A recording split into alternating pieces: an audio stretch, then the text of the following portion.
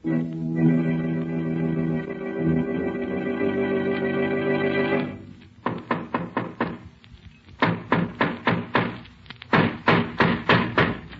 the matter? What is it? Another case for Nick Carter, master detective.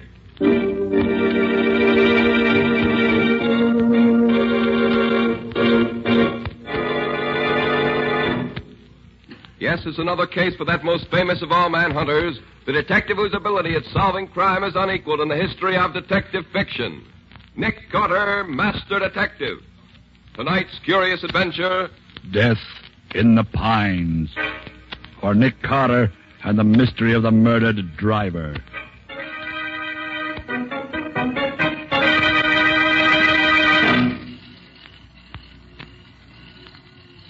Well, let's see. There's a truck coming up the grade now. It ought to be them. Yeah. Just 130. That's a Tate truck, all right.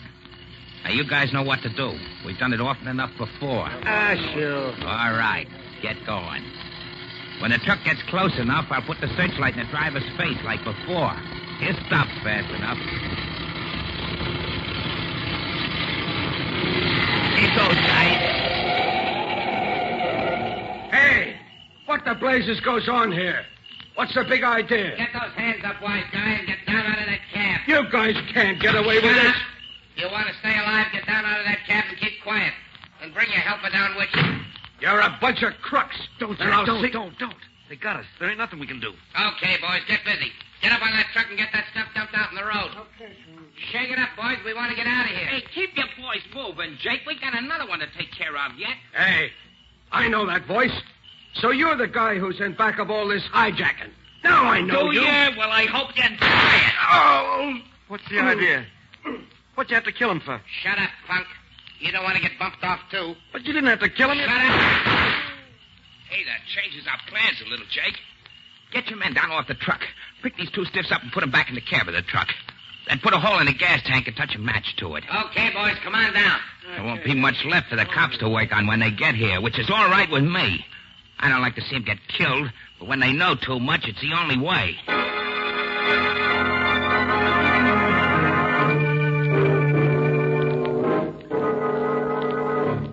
I see, Coroner. Yes, thanks very much. Yes, thanks. So long. Might as well let me know the worst, Mr. Carter. After what I've been through, a little more or less doesn't matter. Mr. Tate, I'm sorry to have to tell you this, but your driver wasn't burned to death. He was shot. Murdered before the truck was set on fire. Yeah, I was afraid of that. Regan was my oldest and best driver. Been with me for 10 years. You're having trouble with racketeers? Yes, have been for the past year. How do they work? Well, I operate about 40 trucks, hauling vegetables and green stuff from South Jersey to the New York markets. It has to be done at night, so we get to New York market before morning. About a year ago, somebody called me on the phone and said he represented a protective agency. And he'd like to sell me protection at $25 a truck. $25 a truck? Well, that's pretty steep, isn't it? It's exorbitant. I told him I wouldn't pay it. So what happened? 2 days later, one of my trucks was stopped and the drivers were beaten. The produce was dumped and destroyed. The next day, the guy called again. I told him I wouldn't pay. Did you try getting protection from the state troopers? Sure I did. And they did what they could. Whenever a trooper followed one of the trucks, or when one of their men rode on the truck as a helper, these trucks were never bothered. But the other trucks, it was the same old story. I see. Well, how do you account for the fact that the trucks with the troopers on them were never touched? I don't know. Unless the hijackers had spies at the loading points to watch if the trucks had their regular crews. And what was the outcome this time? In the end, I had to agree to pay the $25. And then, for 6 months, there was no more trouble. But a week ago, this same guy called and said the ante had been raised from $25 to $40 a truck. $40? I told him I couldn't pay that because I didn't make that much. And you know what happened last night. Yes, I know. Well, are you going to try to keep riding the stuff through? If you can help me, I will. I'll do it. And to begin with, I'd like to put my assistant, Patsy Bowen, in your office as a typist. Sure. Maybe she can learn something that will start us off in the right direction.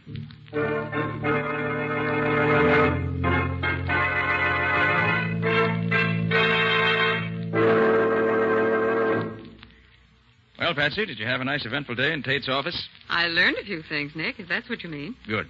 Let's have them. Mr. Tate makes up the daily schedule of operations based on the orders he receives. Then he turns the completed schedule over to Al Leparo, who's the fleet foreman. Mhm. Only Mr. Tate, Leparo, and Dave Morgan, who's Tate's assistant, know what the orders are, as far as I can find out. I see. Any suspicions? Not yet. Leparo's been with Tate 9 years and Morgan for about 4 years. When the trouble started about a year ago, both of them rode the trucks. Morgan was one of the drivers who got beaten up, got knocked out cold before he could see anything. Doesn't leave us much in the way of anything to go on, does it? Sorry, Nick, but that's all I could get today. I don't feel bad, Patsy. You did what you could. And what's the next step? I want to talk to the state trooper who found the truck in which Regan was killed. He may be able to tell me something that's been overlooked.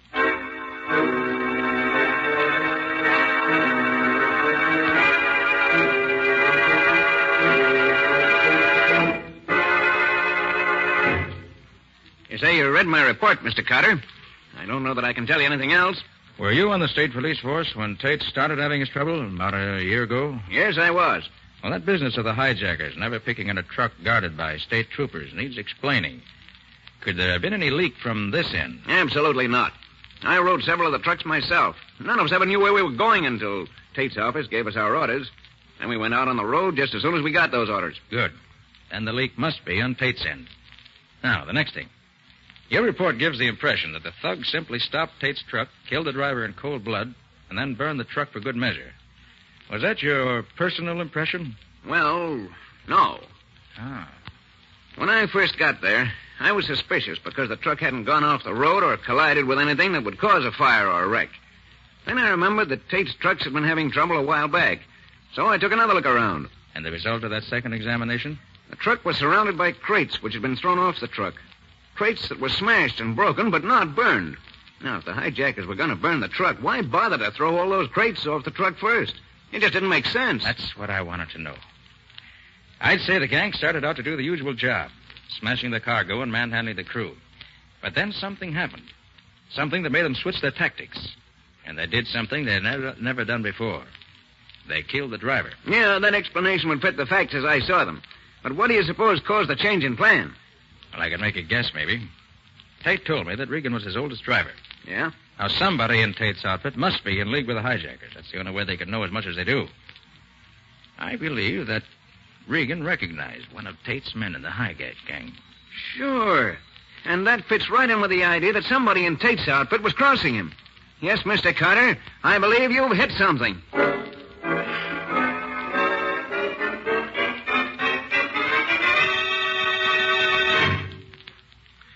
Have you arranged with Mr. Tate for me to go to work for him? Oh, no, Scubby. I haven't said anything to him. I don't want him to know. Well, then how do you know I can get the job? Tate's lost so many men since Regan was killed a couple of nights ago that he'll be glad to hire anybody. Patsy will fix you up with the necessary papers, licenses, references, and so forth. Wear your old clothes and don't wash your neck, and you'll have no trouble getting hired. And what do you want me to look for especially, Nick? Well, according to what Patsy says, the leak either goes through Tate, which hardly seems likely, through Leparo or Morgan, or through somebody else we haven't found out about yet. So get a line on things in general, on anyone who may look suspicious. Oh, and if you're riding a truck that gets held up, don't try to shoot it out, Scubby. Just let things ride. We'll see about that when the time comes. It's a 40-to-1 shot against her getting stopped, but just the same, watch your step. These men, whoever they are, have 2 murders on their head, and they won't balk at a couple more.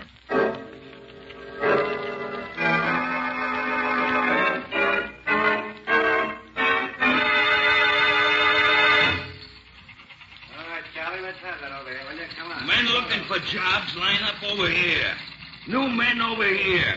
Hey, buddy, who's the guy over there at the desk? Oh, that's Al Leparo, the fleet foreman. Oh, that's the guy. Looks like a toughache. Don't worry, fella. He ain't turning nobody down these days. This outfit's got the finger on it.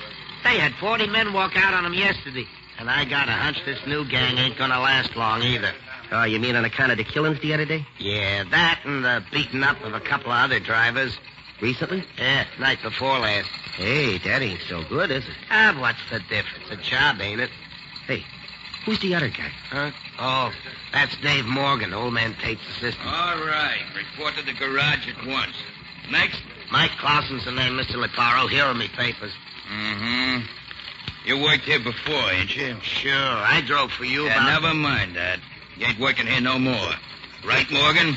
Right, Leparo. Nothing doing on that guy. Oh, but what's the matter? I got a good record. I ain't never had no trouble. Maybe not, but you ain't wanted here. Get out.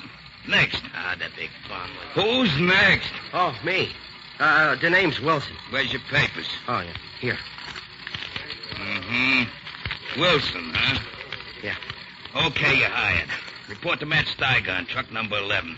You start as helper at $23 a week.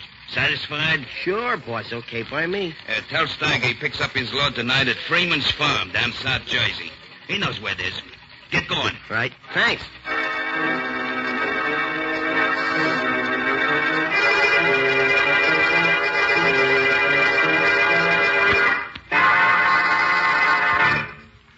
So they took you on, did they, Scubby? I thought they would. Yes. I'm phoning from a lunchroom where I just ate. Anything happened yet? Well, just before they gave me a job, an old-timer named Mike Clausen was turned down. He used to work for Tate years ago. But Leparo wouldn't take him back. I see. Maybe they didn't want to take on anyone who ever worked there before, or who has been there for long. Well, maybe it doesn't mean anything, Nick, but it looks as if What's the trouble, Scubby? I'm not sure, Nick. But I just realized the guy in the booth next to me here isn't saying a word. He went into his booth as I came into this one. But he hasn't dialed a number or said anything yet. Looks as if somebody's onto you already. Any idea who it could be? No idea at all. Oh, but how could anybody know about me so soon? There's always a chance that somebody's recognized you. Well, keep your eyes open, Scubby. Don't start anything. Any orders? No. Let me know at once if anything worthwhile happens. And good luck to you. Thanks. Hey, what are you going to be doing? I have several lines of investigation that I want to follow up here in the city. There are certain angles of this case that I want to clear up here before I do anything else. So long, Scubby. See you soon. I hope.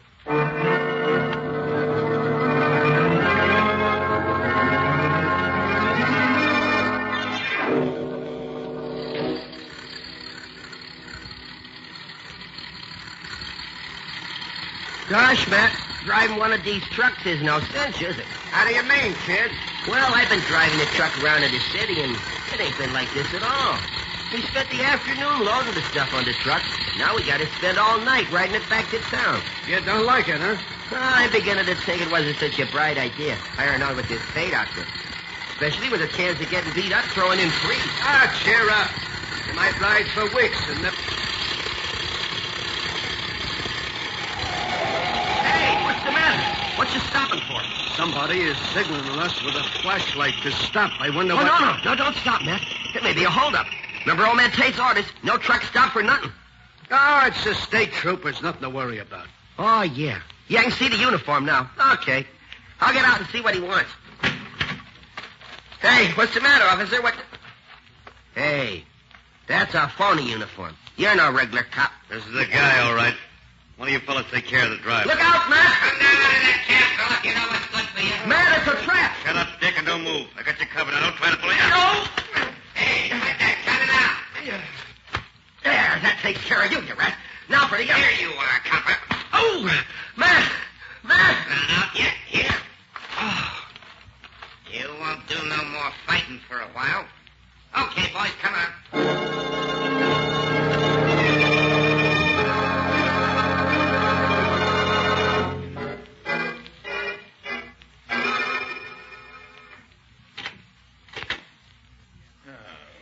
Gosh, I'm tired, Patsy. I've done more of my own leg work today than I've done in years. I almost wish I'd kept Scubby here to do the walking around. And gone out on the truck myself. Did you find out anything, Nick? Yes, Patsy, I think so. But I can't be sure for a little while yet.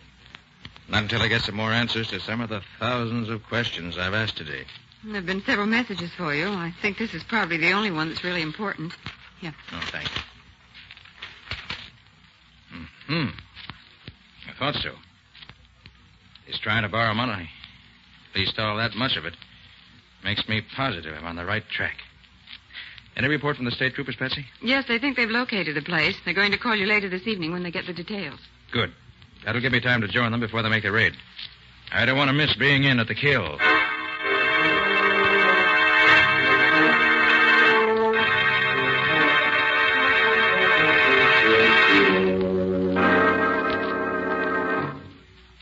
No. Hey. Oh. You awake, Wilson? Yeah.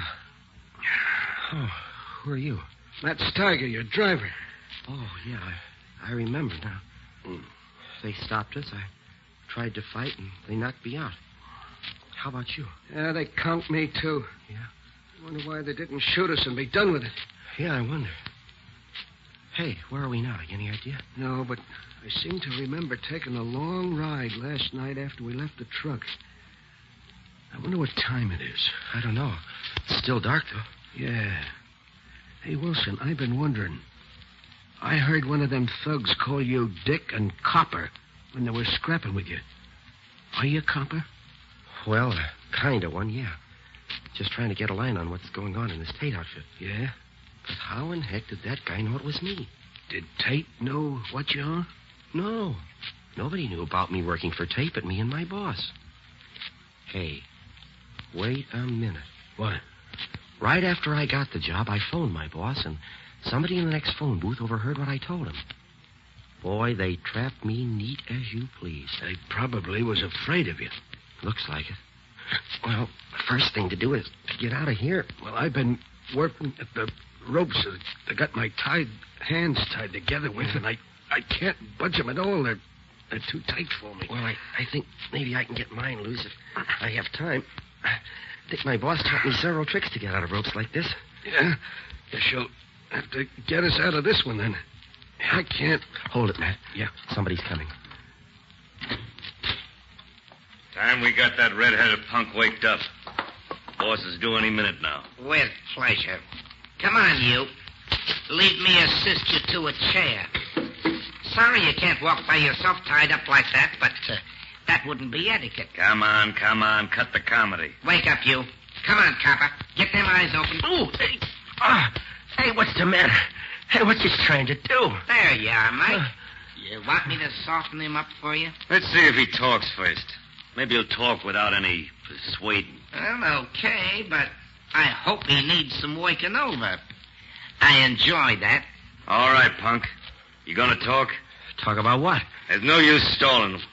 We know you're Nick Carter's man. Well, if you know that, what you want me to say? We know you called Carter yesterday before you left New York. What'd you say to him? What'd you tell him? Hey, I know you. Huh? You're the guy who wore the phony state trooper's uniform when you held us up last night. Yeah? Well, knowing that ain't gonna help you none. Come on, spill it. How much do you know?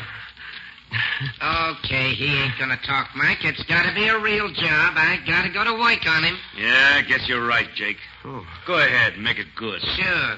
Oh, let me take my coat off first so I don't feel cramped. Let me have it. I'll put it on the back of the chair. Thanks, Mike. Oh, you better put my gun in the pocket of my coat so it won't get in my way when I really get going. Okay. Now, let's see some action. All right, you red-headed stool pigeon. Now spill it. Spill it all around.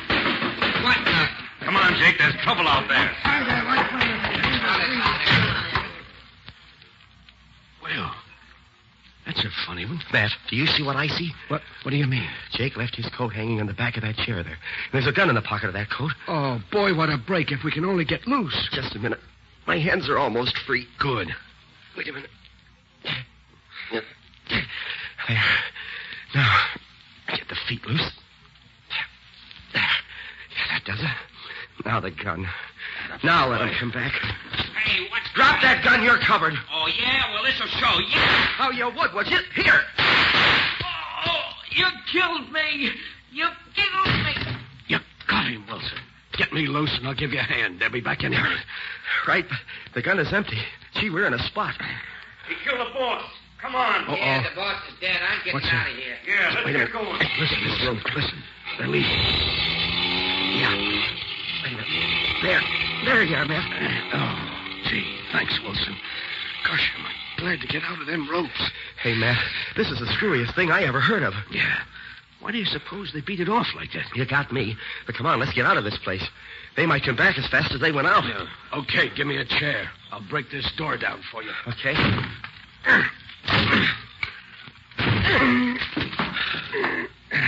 Gosh, Matt. There he is on the floor, the boss. And 2 holes through his forehead. You sure hit him square in the bullseye. Wait till I take off his mask and see if I know. Matt. What?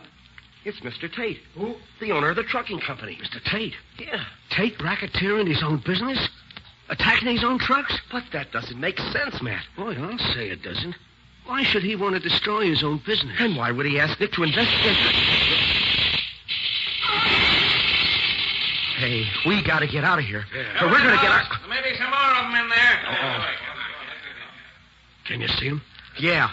Oh, they're state troopers. Oh, it's boy. okay, man. Open up in there. Come on with your hands up. Come on, you're surrounded and outnumbered. Don't shoot. We're coming out. Get that door open before they shoot. We surrender. Get your hands up. I got two here, men. Watch the back of the house. Right, Sergeant. Oh, gosh, are we glad to see you. Yeah, keep your hands up. Oh, yeah, sure. Look, I'm Scubby Wilson, and this is Matt Steiger. I'm Nick Carter's assistant. You look it. Who's the dead man lying there? Oh, that's Mr. Tate. I just shot him. No, you did. Well, that'll send you to the chair, all right. Oh, no. No, you don't understand. He's the chief of the hijackers. Well, he was holding us prisoners here. That's a good one. Where's the gun you killed him with? Well, it's in the other room. Keep your hands up. But, officer, you don't understand. I suppose you're going to tell me you shot him in self-defense, huh? Yeah, that's just what I did. Well, look, you can ask Matt here. That's right, officer. He was going to kill us both. Yeah. Sure. Where's the gun he was going to kill you with? Well, it was in his hand when I saw it last. Well, it ain't here now. You're a bum liar, fella. I suppose that after you shot him between the eyes, killing him instantly, he walked over to the window, threw his gun away, and then came back here, lay down, and died. Oh, but gosh, officer, I saw him. Put your hands out. Huh? What? Put your hands out. Oh, but you can't put handcuffs on me. No? Watch me. Be sure they're on good and tight, son. I will, that. Nick! Oh, hello, Scubby. Having a good time? You know this guy, Mr. Carter? Does he know me? Oh, tell him who I am, Nick. Yes, Sergeant, I'm afraid I have to confess that I do know him. He's my assistant, although he hasn't been much of assistance in this case. Shall I let him go, then? Yes, I'll take charge of him. Okay, if you say so. Oh, gosh, Nick, am I glad to see you. Oh, this is Matt Steiger, the guy who was driving the truck I was on. Hello, Mr. Carter. I don't know you. Hey, look, I heard some shooting a few minutes ago. Did you get some of the gang? Yes, Scubby. Morgan and 4 men. We ran that car off the road and caught them all. Morgan's pretty badly wounded, but he'll pull through. So Morgan was in on it after all. Morgan was the head of the gang. Oh, no. No, Morgan wasn't the head of the gang, Nick. The head of the gang is lying there, dead. And I shot him. Put 2 bullets in him in self-defense. Who is he? You know him? Know him. It's Mr. Tate. Mr. Tate? Why, he had nothing to do with this. He sure did, Nick. Why, he was holding us prisoners here. Sure, Matt can tell you. That's true, Mr. Carter. He tried to kill Wilson, and Wilson shot him. I tell you, Tate had nothing to do with this gang, Scubby. Oh, what makes you so sure, Nick? I did a lot of investigating in town today, and I found that Morgan has been trying to borrow money anywhere and everywhere he could to take advantage of what he called a chance to get going a good business, dirt cheap. Well, that obviously meant Tate's business, especially since the $40 a truck the racketeers asked was unquestionably intended to drive Tate out of business rather than to get the money out of him. But Morgan was one of the drivers who got beaten up, Nick. Who said so? Morgan. Nobody else knew anything about it, and it gave him a swell alibi. I think that Regan, the driver who was killed the other day, probably was shot because he recognized Morgan. But, Nick, everything you say about Morgan could have been true of Tate just as well. Not quite, Scubby. I found out several other things during my investigation today that proved definitely that Morgan's the one. But, Nick, I shot Tate not 5 minutes ago while he was trying to kill me. I wonder. You shot him 5 minutes ago. How does it happen that he's been dead for at least 3 hours? Dead for 3 hours? No question about it. Rigor mortis has already begun to set in. Scubby, somebody's put one over on you. Well, what do you mean, Nick? Where's the gun you shot him with? Well, the trooper took it. Yeah, that's right. Here it is, Mr. Carter. Thanks. Mm-hmm. Look here. How does it happen that you shot him with blank cartridges? Oh, Nick, now don't Now, tell here me. are the shells I just took out of that gun you used. 4 of them have been fired previously. And you can see that the other 2, the 2 left for you to fire, have had the bullets pried out of them. Now, you see the mark on the edge of the shell? Yeah. So you couldn't have shot him. But, Mr. Carter, I saw Wilson plug him. I saw him falling dead as the door closed behind him. There's no question about it. There's no question but what you thought you saw that. But it was all planned, just that way. Planned? Certainly. How come you were able to get out of the ropes you were tied up with so fast? How come there was nobody in the room when you got hold of the gun? Why do you suppose that gun was left where you could get your hands on it? That is what happened, isn't it? Yes, Nick. As right as if you'd been here to see it. It couldn't have been any other way. Tate probably had a hunch Morgan was guilty and trailed him here. Morgan caught him, shot him with his gun. Then he wiped his prints off it, and he planted it where you could get at it.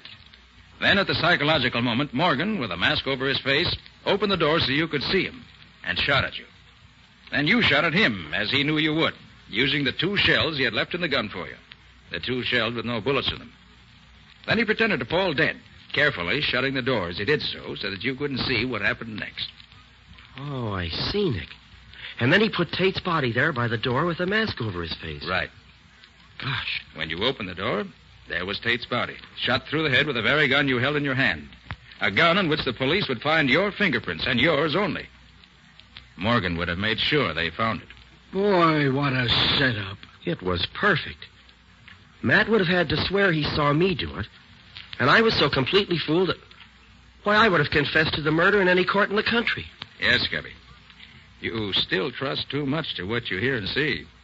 Before you can be a really first-class detective, you'll have to learn to distrust everything until you've analyzed it in the light of all the evidence.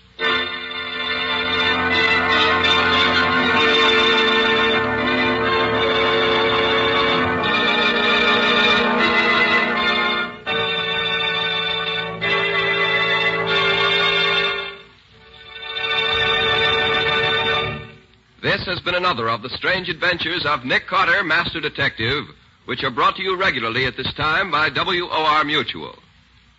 Well, Nick, what about next week's story? Can you give us a hint? Next week, my story concerns a murderer who killed his victims according to the sign of the zodiac under which they were born. A very unpleasant and dangerous man, I might add. Yes, definitely. Patsy and I got so close on his trail that he tried 2 different times to get rid of us. But in his attempts to be very clever, he made a bad mistake, and Nick caught him. And caught the murderer, too, I imagine. Quite right. After a chase.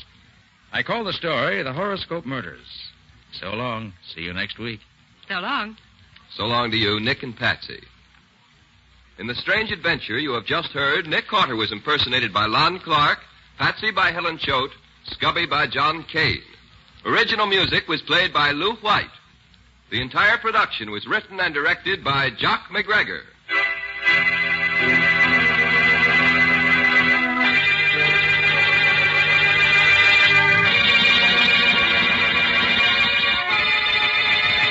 Next week at the same time, listen to another curious experience of Nick Carter entitled The Horoscope Murders. Or Nick Carter and the Mystery of the Avenging Astrologer.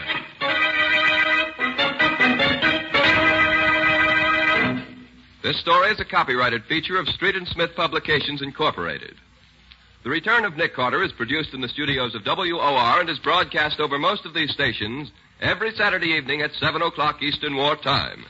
And don't forget that the adventures of Nick Carter's adopted son, Chick Carter, are broadcast over most of these stations Mondays through Fridays at 5:30 p.m. Eastern War Time. This is Mutual.